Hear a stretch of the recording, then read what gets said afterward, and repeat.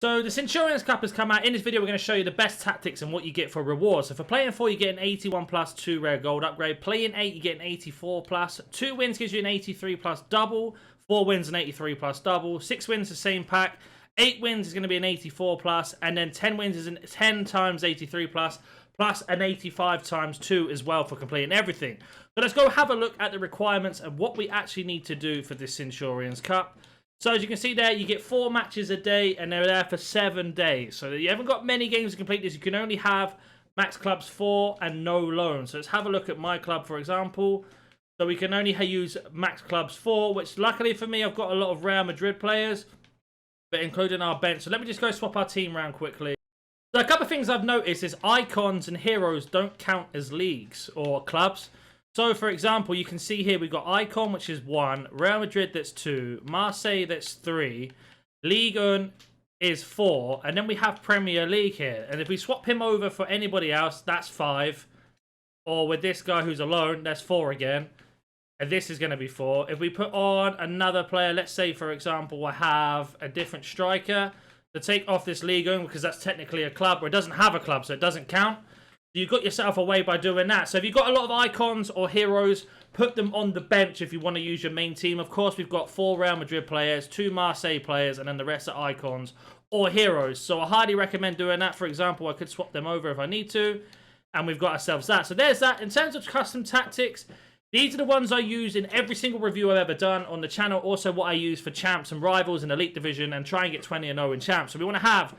on your formations is 4-2-2-2, just like this. And you want to have balanced, width 45, depth 70, build-up play balance, direct passing for chance creation, 50 width, 5 players in the box, 2 on corners, 2 on free kicks. But if you find yourself being hit on a counter-attack from corners, take it down to 1, and the same for free kicks. But I like it on 2, so I've just got used to it. Like I said, 4-2-2 is the system there. In terms of instructions, you want to have both your strikers on default, getting behind default. Same for this one. Your right cam is going to be come back on defense, get on the box, default. Your left cam is going to be the exact same. Then you have your 2 midfielders. You've got cut passing lane, stay back while attacking, default. Cover center, default. Your other CDM is going to be the exact same. Your left back and right back, in this where it gets interesting. Stay back while attacking, but overlap. The other 2 on default, and the right back the same. And I'm going to explain why. So basically, this formation works in triangles. It's a bit like how they do in real life and football. And triangles are, so the striker, the right mid, the CM there. So these 3 players are one triangle. These 3 players are another triangle. And then we have our left back, our cam, and our CM.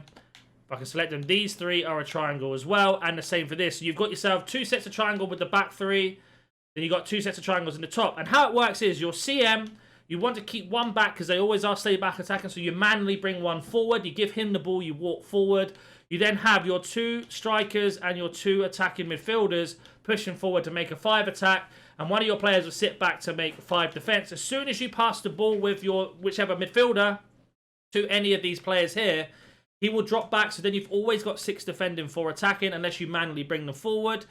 And then with these as well, say you are defending, your left mid and right mid, or left cam, right cam, will drop back into a 4-4-2, making you really, really compact and flat to defend against. And your 2 strikers will just sit on that halfway line, not moving. Then we have our left back and right back. And the reason why they're on stay back while attacking and overlap is because if the AI notices there is space before this defender or midfielder here, so say their opponent's pushing forward their right mid or right back, and the AI notices the space, your left cam will push up to the halfway line, and your left back will move a little bit forward to give you the space. So let's say we had the ball to Mendy, we play it straight to Cruz, he'll move up the field, our Nedved would sit really close to Payet, and then we have ourselves a little triangle here.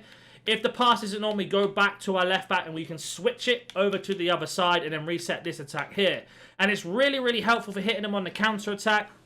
The same for when you are attacking. Let's say you defend a play in the middle of the park and one of your 2 centre mids win it. Your 2 strikers are sitting on last man, ready to go on the halfway line. Your right cam and left cam are instantly going to turn into transition to attack. So what I normally do is, let's say Cruz wins the ball. I look to try and pass it to Jarzinho on the right-hand side to switch it up, and then immediately switch it to the left-hand side, and then we have so much space there. And if Cruz is marked, we then have Marquisio to drive forward with our 2 strikers sitting ready to attack. It's a really easy system to learn once you've set the basics up. Once you've learnt the basics of it, it may take a little bit of time if you're not used to that sort of style of attacking.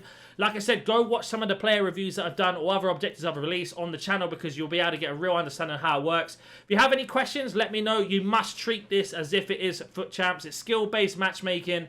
So, for example, let me go back to my rivals. You will see my skill rating, and that means I'm going to be playing against those players every single time.